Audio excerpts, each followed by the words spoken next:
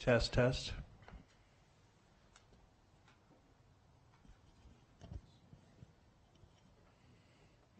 Hello. Chris has Tourette's.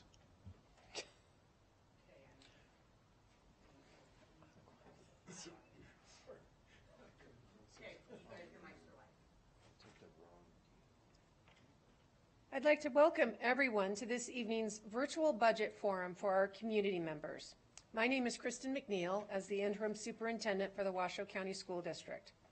On behalf of the Washoe County School District trustees and staff, I want to thank you for joining us to learn more about our 2024-2025 budget for our district and to provide your input, suggestions, and feedback. We truly value everyone's input, and we want to provide this as a convenient and easy way for you to participate in a virtual forum. We've enjoyed much success with this type of format in the past. Tonight, we're coming to you from our administrative boardroom, and this is being live streamed on our YouTube channel. The recording will be archived so that you may watch it later. Our trustees are also watching this evening. Hello, trustees. So that they can see what our questions are going to be about and understand the importance of our district's budget in your input. Let's begin by having our panel introduce themselves. Mark, I'm going to start off with you. Thank you very much. Mark Mathers, Chief Financial Officer. Welcome. Good evening. My name is Joe Ernst. I'm the Chief Continuous Improvement Officer. Good evening. Paul LaMarca, Chief Student Family Supports Officer. Good evening, everyone. Troy Parks, Chief Academic Officer. And Chris Turner, Chief Information Officer. Thank you all very much. For our event tonight, we will have Mark Mathers begin by sharing an overview of our state funding for the 2024-25 district budget. He will go into a high-level type of presentation, and there are complexities and very technical matters, so he will take his time to go through this presentation, but we also want to leave plenty of time for questions at the end. Amber, will you talk to us briefly about our question and answer period? Absolutely. Thank you, Dr. McNeil. My name is Amber Seifert. I am with the Office of Communications and Community Engagement, and I'll be moderating this evening.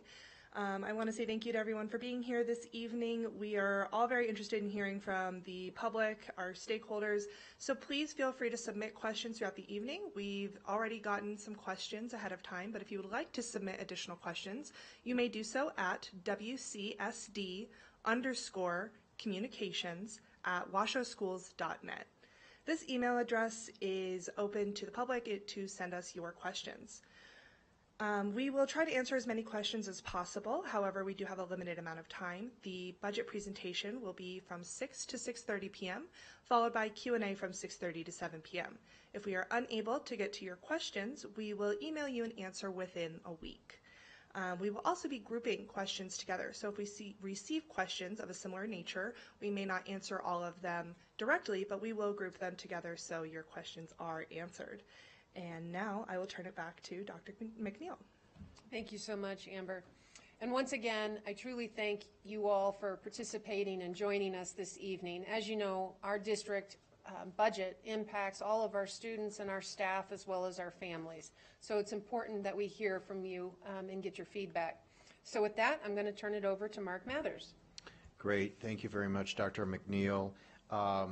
This is really a historic opportunity for our school district to invest in our students and schools, and I'll explain why in a second.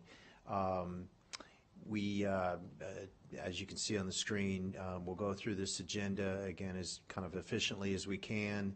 And let me start by kind of jumping ahead a little bit to our funding sources. And I know that sounds very technical, but the reason why I say this is a historic opportunity is last year, during the 2023 legislative session, the state approved an additional $1 billion, billion with a B, statewide to school districts in the K through 12 system. And that happened by virtue of a new school funding formula that fully took effect in 2023. and it gives all school districts, including Washoe, just an incredible, unique opportunity in its history to invest in long-needed areas of supports for our schools and students and our employees. For Washoe County School District, we received nearly $100 million more in general fund revenues, and then we saw significantly increased revenues in what are called weighted funding areas. These are areas that provide additional supports to students in various categories. And so you can see on this slide for our English learners students, we saw funding increase from $11 million in fiscal year 23 to $27 million in fiscal year 24. For our students at greatest risk, funding increased roughly $11 million from $4.3 million to $15.4 million. And so that gives us, as I say, a really unique opportunity for the first time in decades, maybe ever, to address some long-needed areas of critical needs.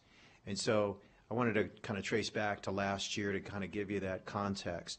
This then is the first year in which we, are making very specific decisions related to those additional revenues, and why we're doing that and how we're doing that relates to the fact that the district adopted a new strategic plan in June of last year, and that really sets the course for the district over the next 3 to 5 years. And on the screen in front of you, you can see each of the 5 goals of that new strategic plan, including strong start for every child, student voice, safety and belonging, academic growth and achievement, and empowering all learners for their future. That strategic plan was developed over the course of many months, receiving a great deal of community input, staff input, and so forth. And so, again, the Board of Trustees approved that new strategic plan, and that really guided this budget process this year and the use of those additional monies. Every budget request we received was viewed and scored through the lens of that strategic plan, and in every case we asked ourselves, what goal of the strategic plan did that budget request address? And then under the strategic plan, there are actually specific action items. And again, we asked ourselves, does that budget request that we've received advance and help us implement that action item under the strategic plan? So that was kind of the very disciplined approach we use. But in addition to that, over the years certainly, but certainly over the last year, again, through the strategic planning process, we've received a lot of feedback from our schools, parents, families, and staff, and the Board of Trustees about their priorities. And so that was very important to hear from the ground up what those needs were.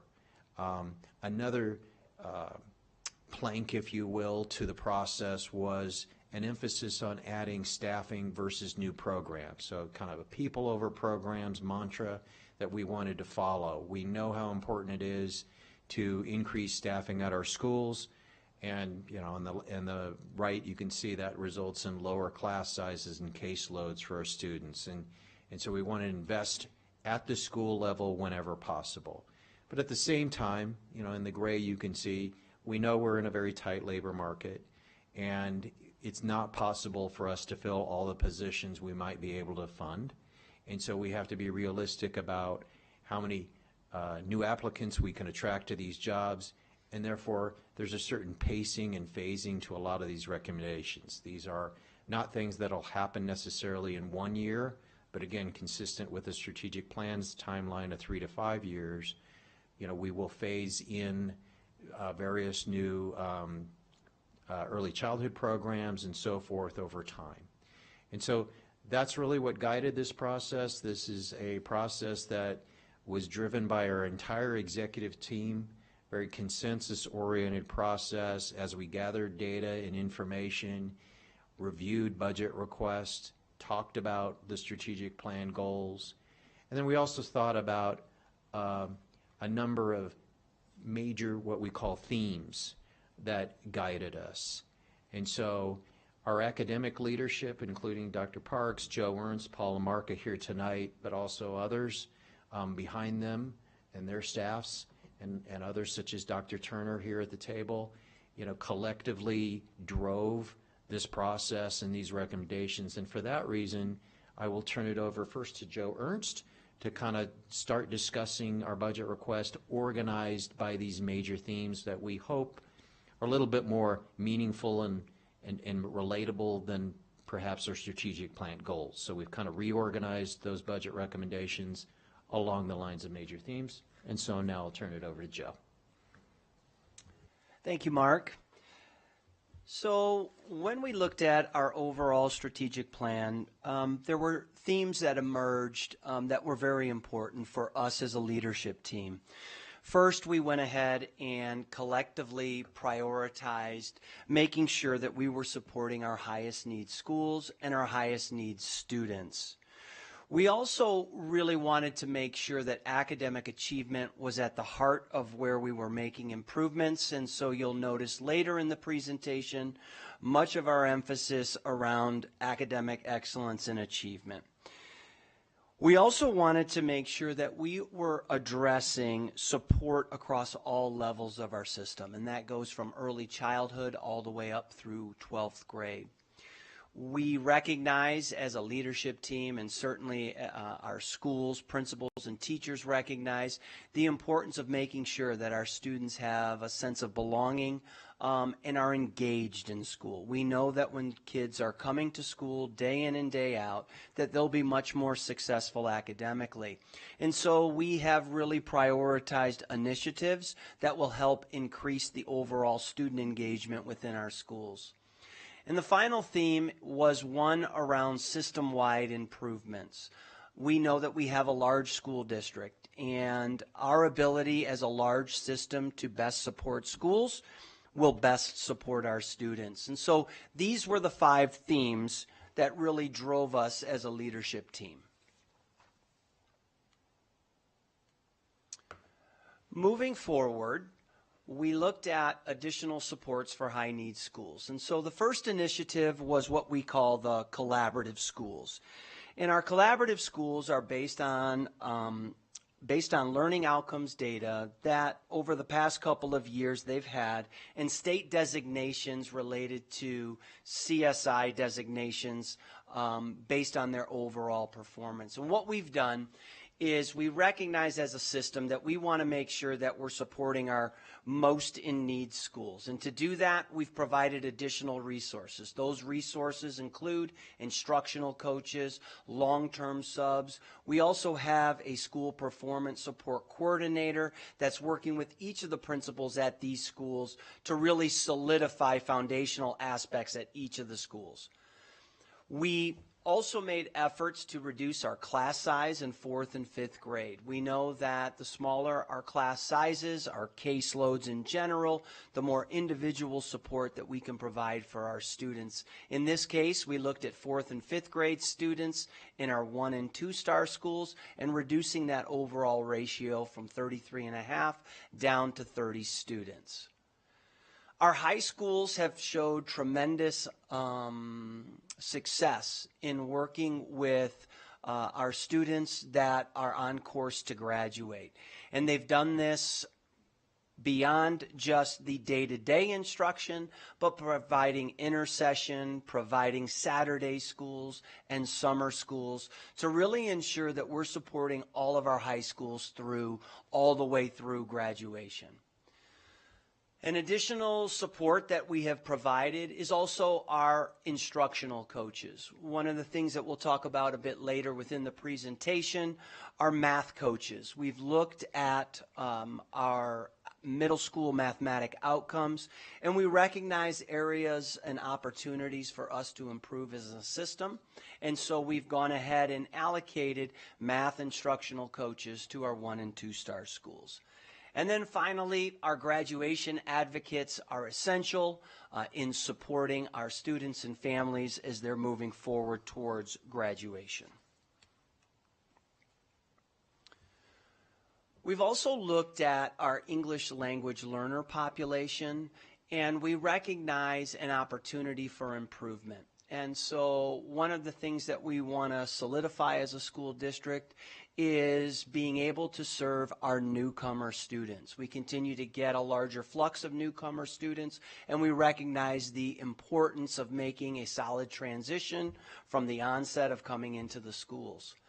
We also looked at our student-teacher ratio moving from 70 to 60 to 1 so that they too can provide more individualized support for our EL students.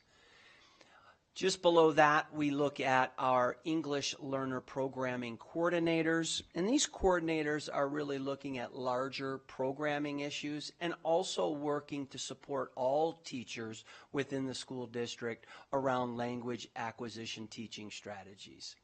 And finally, we continue to recognize people over programs, and to this end, we have shifted teacher assistant costs from Title III budget to the weighted funding. This allows, again, more adults to work more directly with students, and then it creates flexibilities for us to increase some programming options in Title III. So those are a couple of the areas that we have around additional supports for our high needs schools. And so with that, I'll go ahead and turn it over to Dr. Parks. Thank you, Mr. Ernst. And here we are focused on Goal 4, academic achievement and growth. And as Joe had mentioned, this is where we put the most of our funding, and this is our main focus in the school district. First thing up there is for our career and technical ed and IB advanced placement. We have removed all fees for students who want to take advantage of those courses. Remember, in those courses, our students can earn both high school credit and college credit at the same time. And our intention here is by removing those barriers, we know many of our students are going to access those courses and have success and go on to highly technical careers and college. Secondly, in one of our action items in Goal 4 is that we are going to help students set goals. That's going to start in 5th grade, and we're going to track their goals and success plans through middle school and high school. Once they get into high school at 9th grade, they're going to add to that plan, and they're going to create post-graduation plans, and we're going to track that. Our internship coordinator is simply going to be a liaison between our business community and our high school students who want to take advantage of earning credit for internships and getting experience. And then the opportunity that we have with our after-school coordinator, we had some funds that were running out, so now we're going to move our after-school coordinator over to general funds, and this will allow us to expand after-school programs and not be constrained to those schools that only receive the funding.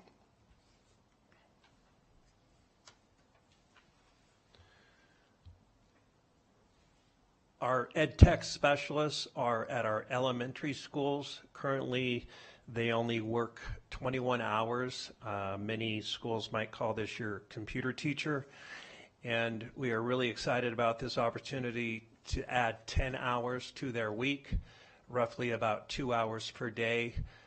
We know that teacher collaboration time is a premium. We also want to provide time for our teachers to be able to prep. So we're very excited about that opportunity for our ETSs. At the middle school level, we are losing funding at the federal level, and so we wanted to make sure that post-COVID we are maintaining our administrative support in our middle schools.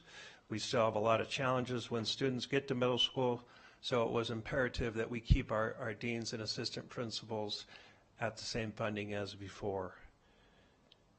And then with the professional development, we are looking at a professional development that will impact pre-K through 12, and the focus will be on making sure that every student is receiving standards-based instruction and that we are making sure we get them at or above those standards.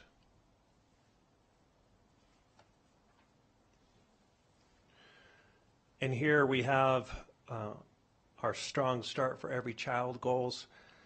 Our P3 coordinator is already hired, and we are focused here on making sure that we close achievement gaps very early, focused on literacy and numeracy. And we want to make sure that, and this person also takes responsibility for compliance to read by grade 3. You see 2 items here where we're shifting from grant funding to general funding. This is going to allow us to use that grant funding for other opportunities, and it also allows our employees to know exactly where they're going to be paid from and keeps them at a very steady pace. With the Child Find program, this is our process where we identify 3- and 5-year-olds for early childhood programs. What we're looking at here is we're going to be able to expand that. It will include hiring a more speech pathologist, more school psychs, and more school nurses. And with that, I'm going to kick it over to Dr. LaMarca. Thank you, Dr. Parks. It's my pleasure to be able to share with you a little bit about the things we plan to do to strengthen student engagement and a sense of belonging within our schools. I'm not going to talk about every item individually, but I will try to group them and cover them adequately. We're very excited to be expanding our Student Voice program. We've been doing a fairly robust program since about 2014, 2015. But this expansion will enable us to have student advisory councils in every building in the school district by the end of the 25-26 school year, and we will be adding 1 staff member in order to accomplish that task. We similarly are expanding clubs and activities primarily at the secondary level, but also at the elementary level, and these are clubs that students express an interest in being able to participate in. Connecting our students through clubs and activities is absolutely essential to academic performance. And we will be adding a staff member toward that end as well. Very excited to announce that we are expanding athletic opportunities at the middle school level. All of our middle schools now have 6th grade, and that's been for a couple of years, but we are finally at a point where our 6th grade students will enjoy all the same opportunities that our 7th and 8th grade students enjoy, and this is a very good thing for us as a school district. And then finally, we need our students to be able to participate in athletics safely, so we are adding some budget to our allocation for our athletic trainers, which are critical for high school sports. Moving forward, we are going to be expanding our volunteer opportunities. We have more than 8,000 volunteers currently in the school district, but we need to get better at management of our volunteers, deploying our volunteers, and allowing them to do the things that they want to do to support student learning. So this is an exciting opportunity for us.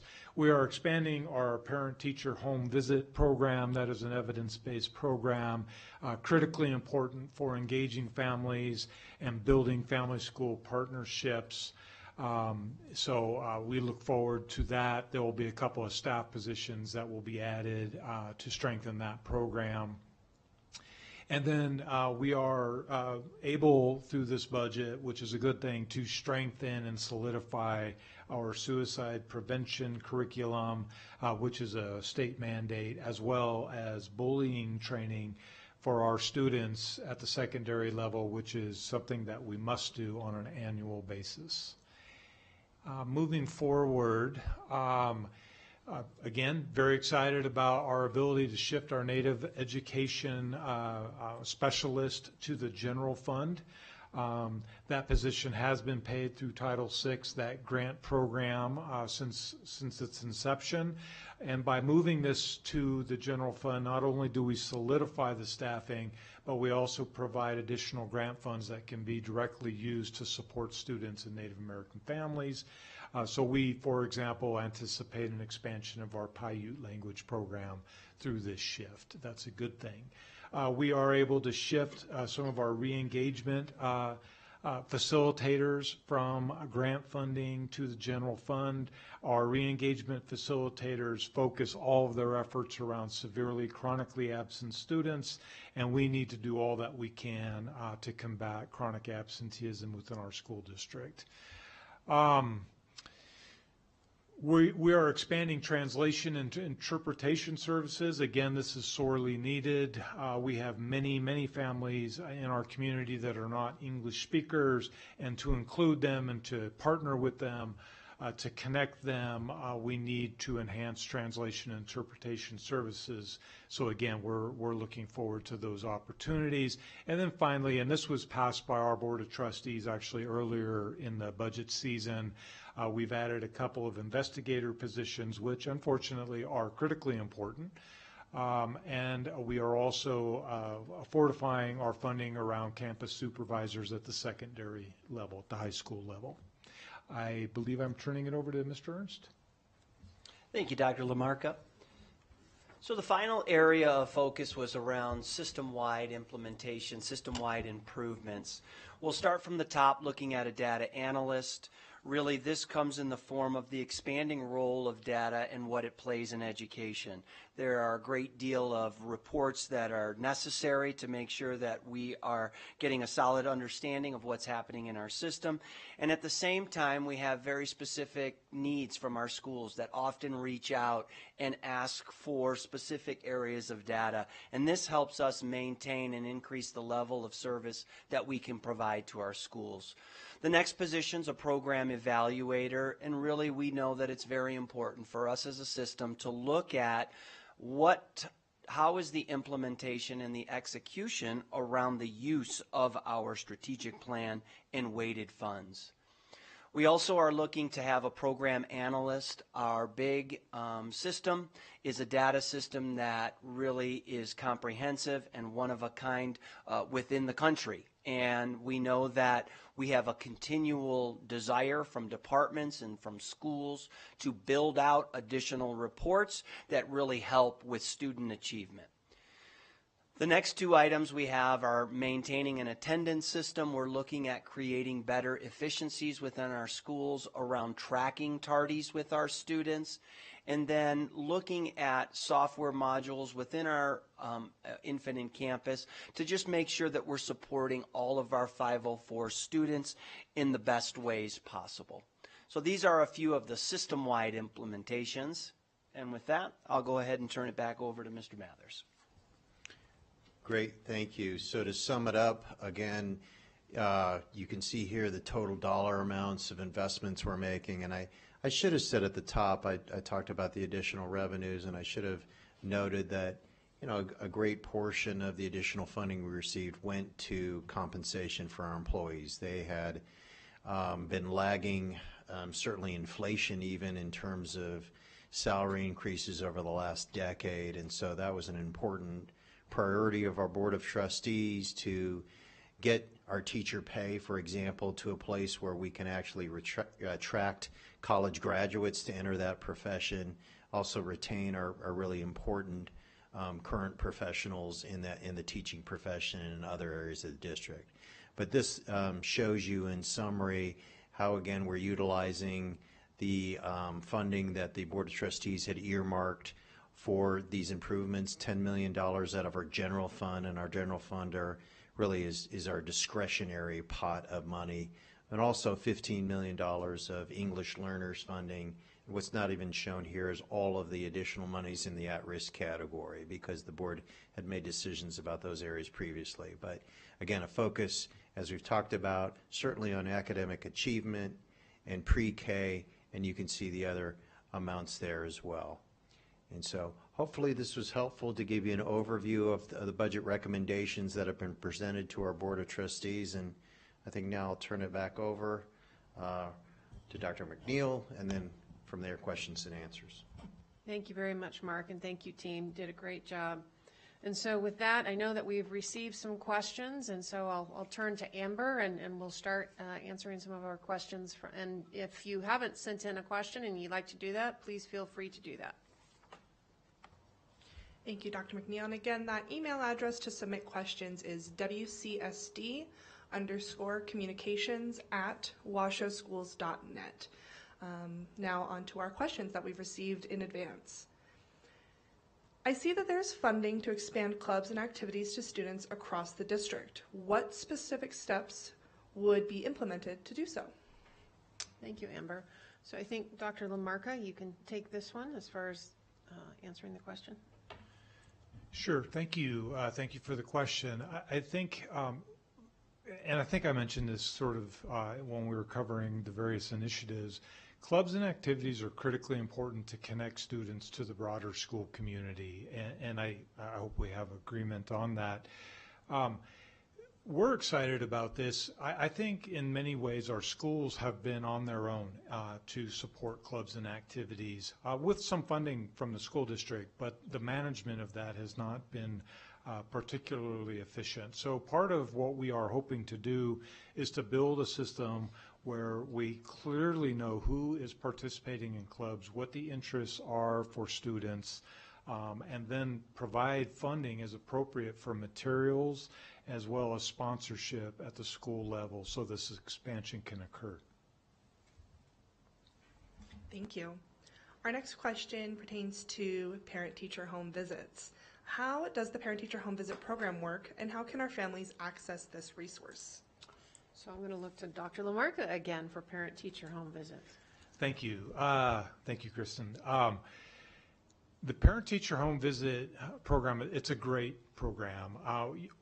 Mr. Ernst in the very beginning talked about the sense of belonging that we want our students to have. So students have to feel as if they're welcome, they're known within the school environment. What better way to know a student than to know and value their family?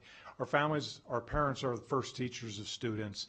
And so when we talk about partnership around academic performance, we have to somehow build those genuine, meaningful relationships to make those connections. The parent-teacher home visit program is really something that occurs after school hours typically. A teacher, typically with an administrator or a central office staff member, will visit a family in their home or in a location that they choose, but outside of the school atmosphere. And it's really established just to get to know one another, to build trust, to understand where we're both coming from, because ultimately we want the same thing, and that is for their child to be successful.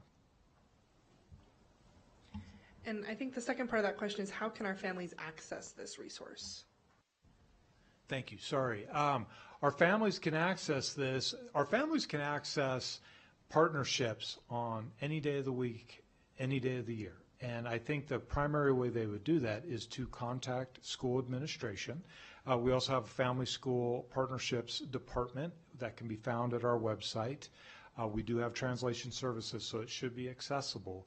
We have about 25 schools right now that are actively participating with parent-teacher home visit. The expansion we've talked about would double that or have us in a little more than half of our schools. But that's the formal program. Our schools, our principals, our teachers will work hard to make connections with families. So please reach out to your administrator at your school site and or our district department. Excellent, thank you. Next question. Why are some positions in the budget being paid by grant? Sorry, I read the question wrong. Why are some positions changing from being paid by a grant to being paid by the school district? Great question. And so I'm going to have Mark Mathers and Joe Ernst tag team this together. Yeah, this is such an important question. We need two people to answer it. So first, just to define and kind of explain a little bit. So grants, when we talk about grants, those are monies provided by the federal or state government typically for usually very earmarked specific purposes. And by their nature, they tend to be limited in terms of even the term of the grant period. So there might be a 1-year grant or a 2-year grant. Not all grants are like that, but a lot of them are. And what's happened over time, because of the limited funding K through 12 all school districts have received in the state for quite some time until this year, basically, we've had to cobble together a number of grants and other funding sources to pay for what are really core positions in the district. So we have an early childhood director, for example, and she's paid through 4 or 5 different grants. And that creates a very unstable situation for those staff where they don't know for sure whether their position will be funded from one year to the next. And yet it's a very core, critical position of the district. So part of the, again, themes and uses of this additional money were to stabilize those critical areas and ensure that we have continued funding year after year to pay for those positions. Because again, they become kind of ingrained and core to what we do. So it's not really appropriate to use grant funding in those situations, kind of, again, because of the limitations of grants. And I think Mr. Ernst has some follow-up comments along those lines, but expanding on that to further explain. Thank you, Mark.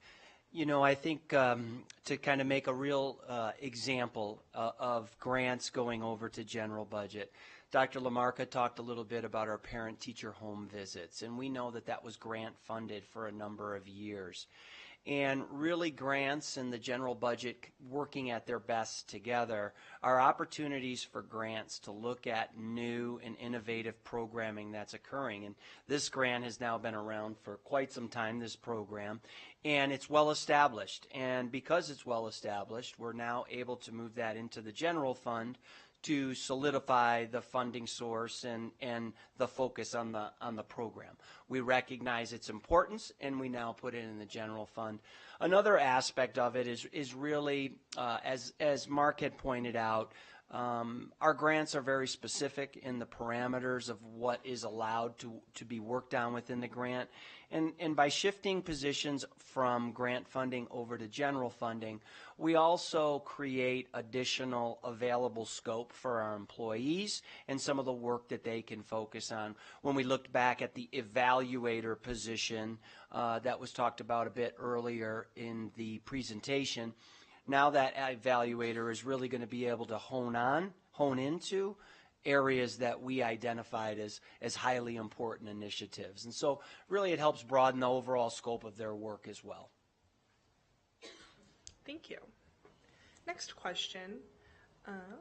Will all students be able to take advantage of waived fees for career technical education, international baccalaureate, advanced placement, and dual enrollment programs? This is such a great question, and I was so excited when this bubbled up from the team as far as removing barriers for so many of our students. And so, Dr. Parks, do you want to go into a little bit more depth for that? Yes, thank you, Dr. McNeil. And I do recall our Board of Trustees was extremely excited about this for our students as well. Yes, there are no more barriers for our students who want to get into dual enrollment, advanced placement, career and tech ed. What's really exciting about this is I actually had a meeting today where we are looking at providing refunds for our parents who had to pay fees this semester. We don't have any commitment on a timeline, but we do have a commitment that we are going to be having a refund process. And then simply starting next year, if your student wants to sign up for one of these courses, there will be no fees for it. So we would encourage all of our students to take advantage of areas that they are interested in. And again, remember, you earn high school credit, and oftentimes you can earn college credit as well. Excellent, thank you. Our next question, what role do campus supervisors perform at our schools, and what services do they offer? Great question. You know, and sometimes I feel like our campus supervisors are the unsung heroes for our high schools, and I think our high school principals would agree with that as well. So I'm going to have Dr. Parks go into a little bit more depth as far as their job specifics. Thank you. Yes, they are the boots on the ground, so to speak, for our high schools. Their main purpose is to make sure that our students are getting to class on time and preventing any chronic tardies or chronic absenteeism. They also work very closely with the discipline department, and you'll often see them on all parts of the campus talking with kids, working with kids, and making sure that they're being safe. So their role is very imperative to the success at our high schools. Thank you. Along those lines of chronic absenteeism, how will chronic absenteeism be addressed through this plan? Great question, and we know that this is, not only a local issue, it's a state and it's a national issue regarding the chronic absenteeism. Districts all across the country are struggling with this. So I'm going to have Dr. Lamarca expand on how these funds are being used to help with that. Thank you, Dr. McNeil. Yes, chronic absenteeism it's plaguing Washoe County School District. It's plaguing school districts across the nation. Dr. Parks, in his opening comments, talked about our cornerstone around academic achievement. Simply stated, for kids to achieve academically, they need to be in school. We have highly effective educators, and they need access to those educators. I would suggest that virtually everything that we've talked about tonight has a nexus to chronic absenteeism. Mr. Ernst talked about support for our lowest achieving schools, and if you look at the data surrounding those schools, you will find chronic absenteeism rates are higher there in our other schools. So support will be provided through that. Dr. Parks talked about professional development around highly effective instructional practice. Engaging instructional practice is one of the best ways to engage students and get them hungry about coming to school every day. We talked about expansion of student voice. We talked about suicide prevention curriculum. We talked about bullying training. All of these are, we see attendance, we see a lack of attendance as a signal. There's usually a deeper issue, so all of these things contribute to that. As Mr. Mathers, I think, mentioned at the beginning, we're talking very specifically about funding set aside for the strategic plan as well as some of our weighted funds. We already have a number of things that we do as a school district to tackle chronic absenteeism, and we will continue those approaches. We have attendance officers in addition to our re-engagement facilitators, which I mentioned, as well as re-engagement specialists. They all work with students on a daily basis who are either chronically absent or severe chronically absent. We have a strategy around transitions. We know that kindergarten is a key transition for students. If students are chronically absent at the kindergarten grade level, their performance in 5th grade will be low. So we begin tackling it there. We know as kids transition into middle school, that is a critical juncture, and we see rates of chronic absenteeism grow at that point in time. So we're working with our middle schools to do transition meetings with 5th grade students to help them understand the rigors of a secondary school environment. So there are many things that we are doing, and again, nearly everything that we're talking about tonight does support student attendance. Thank you. The topic of major themes was brought up a lot throughout this presentation. Can we get some clarification on how these major themes were determined for this budget process? Absolutely, and I think Mark alluded to it earlier as far as how the $10 million was walled off by the trustees and to set aside for the implementation of the strategic plan. And when you have a large system such as our school district, you can do a few things. You can kind of scatter some dollars and do some hit and misses.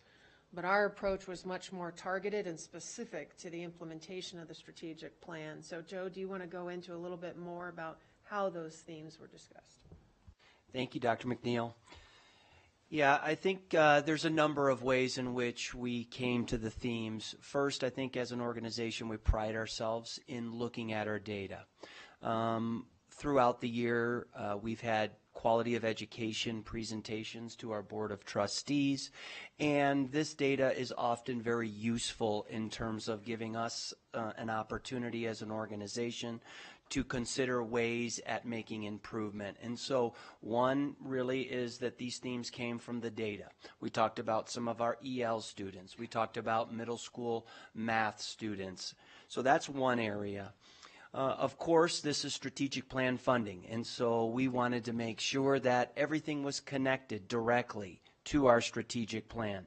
We looked at the action steps and what would necessitate effectiveness in moving forward on these action steps. So we connected it to our strategic plan. We also, and I think this is something for us to be very proud of, we prioritized our areas of focus around direct support to schools. And we can see at that last slide the number of positions in which are at schools directly supporting kids. And I think we all would agree, the more high quality and highly effective educators we have in buildings, the better our students are going to perform. We also looked at cumulative impact of education. We really know that the whole journey starts down in early childhood. And so we really made, and that's why you see it as the number one goal, the first goal within our strategic plan. So we made those considerations around how those investments are in early childhood, those investments in 4th and 5th grade, how those potentially lead to improved outcomes in middle school and improved outcomes in high school. So we tried to look at the cumulative effect of the funding that we were using. And then finally, we really tried to go across our entire system to support in all ways, and that was again from early childhood up to high school. So those were a few of the ways that we really developed the themes that we talked about tonight with the strategic plan funding. Thank you. Our next question, can you explain what weighted funds means and how those help our district? That sounds like a CFO question to me. Boy, we start to get really dry now. So again, weighted funding is a concept that was introduced in state law in 2019 with the 2021 effective date. And what that acknowledges is there are groups of students who need additional supports and assistance. And so state law identified 4 areas of weighted funding. We talked about 2 a lot here tonight. English learners, for sure. We, just as an example, we know that those students need additional help in learning English. And so that goes above and beyond what we can do with just base, what we call in the state of Nevada, base per pupil funding. There's additional dollars needed to support those students. So English learners is one, at-risk students is a second one. Gifted and talented students is actually a third weighted category. There's additional funding provided by the state to provide for programs for those students. And then a fourth and the largest actual weighted funding category is special education, which we didn't talk about here tonight, but which is incredibly important. And so we get that additional funding for those 4 areas from the state, and then those dollars are very restricted and have to go to those students. They can't be used for general education across the district, for example. And the new funding formula that introduced this concept, it really is an improvement over what used to be categorical grants in scattered areas that kind of partially got to the needs of these students, but would expire every 2 years. And so we'd have to wait for that funding to get reapproved. Sometimes we wouldn't get that funding until the end of the first quarter or even later, and then we'd kind of have to work to try to hire student or teachers in those areas. Now we have very stable weighted funding. So again, very critically important to address achievement gaps and to provide supports in those critical areas. Thank you. Our next question, what defines a high needs school in Washoe County School District? Great question. And, when you look at our budget presentation, you can see that, we've allocated over $10 million to our high needs schools. But Joe, do you want to go a little bit more into how those schools are defined? Thank you for the question. Yes, so when we look at high needs schools, we have in Nevada what we call the Nevada State Performance Framework. And this framework identifies a number of areas for schools. Those include proficiency levels in English, math, science, and it also includes the growth that students are making. So one of the largest factors in identifying high-need schools is based on the framework itself. We often have talked about throughout the presentation 1- and 2-star schools. Those are schools that are typically performing a bit lower on the framework. We also looked to very specific state designations. We have comprehensive school improvement, CSI schools, that we are focusing on because those have been identified by the state as schools that will need some extra attention. And one of the things that I think we're proud of in terms of our support for the high-need schools are a plan around immediate progress and immediate improvement at the schools, maintaining funding while the school is making those improvements, and then gradually reducing that funding so the sustained progress and improvements can continue forward. So that's a bit of a background in terms of how we identify high-need schools. Thank you. How will things like instructional coaches, smaller class sizes for 4th and 5th graders, and more support for English learners make a difference in our schools? That's a great fundamental question as far as how those supports can help. So I'm going to have Dr. Parks kind of take that one on. Thank you, Dr. McNeil. Yeah, and here we go again, talking about the resources that we are putting in our schools focused on academic achievement. I'll address first the coaches. We are very excited about this opportunity. At the elementary level, our high-need schools are going to get a coach, and that coach will work 50% of the time with teachers and 50% of the time with students. And obviously, they will be focused on making sure that all students are learning at high levels.